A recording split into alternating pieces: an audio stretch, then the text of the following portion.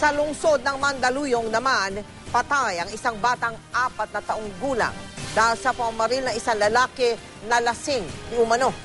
Ang suspect ay hindi na ngayon mahagilap. Mula sa Mandaluyong nakatutok live si Sandra Ginaldo. Sandra.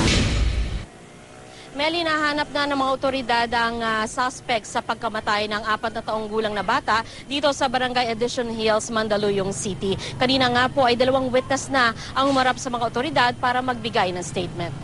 Magbigay ka ng hostisya, Dilo. Wala kang kasalanan eh. Habang nagsasaya ang marami sa ating mga kababayan, naghihinagpis naman ang ama ng 4 na taong gulang na si Rangelo Nimer. Pumanaw si Rangelo matapos tamaan ng sumpak bandang alas 9 kagabi sa Barangay Addition Hills, Mandaluyong City. Hindi na ito umabot ng buhay sa ospital matapos magtamo ng ilang tama sa ulo, katawan at braso. Tapos sabi niya, Papa, ihilang ako. Yung anong yun, sabi ko, lalabas ka na naman. Papa, hindi ako lalabas, dito lang ako, hindi ako alis.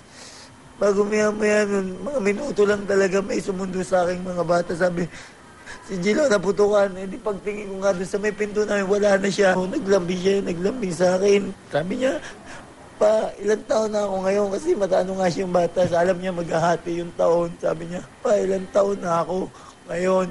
Sabi ko, ka na, magpa-5 ka na sa isang taon. Sabi ko, bukas, magpa-5 ka na. Kanina dumulog sa Mandaluyong pulis ang ama ng bata. Kasama niyang nagbigay ng statement ang 2 saksi sa krimen. Sa aming panayam, kinuwento ni Ryan kung gaano kalambing ang kanyang nag-iisang anak. Bigla siyang dumambas sa mami niya. Sabi niya, Mami, pakis. Talagang pinipilit niya talaga. Mami, pakis. Sabi niya. Sabi ng mami niya, mamaya na, paghahati ng tao, sabi niya, pakis, talagang magpipilit siya hanggang sa makisan niya yung mami niya. Sa pagsisiyasat ng Barangay Addition Hills, isang residenteng nakilala sa pangalang Noel Hanabon ang nakabaril kay Rangelo. Pero hindi na mahagilap ngayon si Hanabon na ayon pa sa barangay ay lasing noong gabing iyon. Tinuro nila sa amin ang lugar kung saan nangyari ang insidente at ipinakita sa amin ang bakas umano ng mga bulitas mula sa sumpak. Ayon sa isang testigo, ang sumpak na gamit ng suspect ay naglalabas ng 12 bulitas sa isang putok.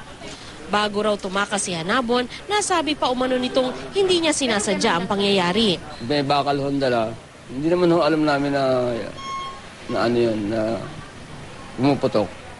Yan nung binulan niya yung bakal, inayos niya gano'n, nilakpasan niya yung bata eh. Sa tindahan yung bata, siyang step eh. Nung mapansin niya yung batang bumalagta, bumilta siya, dinampot niya yung bata, na gumulong eh. Sinabi niya na, di ko sinasadya, 4 na beses niyang sinasabi yung gano'n. Di ko sinasadya, akap yung bata. Nang puntahan namin ang tirahan ng suspect, sinabi ng kanyang misis na hindi na niya ito dinatnan sa kanilang bahay kagabi. Mabuting padre de pamilya raw ang kanyang mister, bagamat ilang beses na rin daw itong napaaway sa kanilang lugar. Sana nakikita mo ako, sumuko ko na lang. Kahit umuwi siya dito, ako na lang magsusurrender po sa kanya. Nakaburol ngayon si Rangelo sa multipurpose hall sa Barangay Addition Hills. Nasa isang maliit na ataol na ang bibong batang kinagiliwan ng lahat. Ang kanya mga halik at yakap nawala sa isang iglap. Sumuko na siya, sana maawas na anak ko. May anak din siya, sana naman maramdaman mo yung nararamdaman ko. Napakasakit pa rin, napakasakit.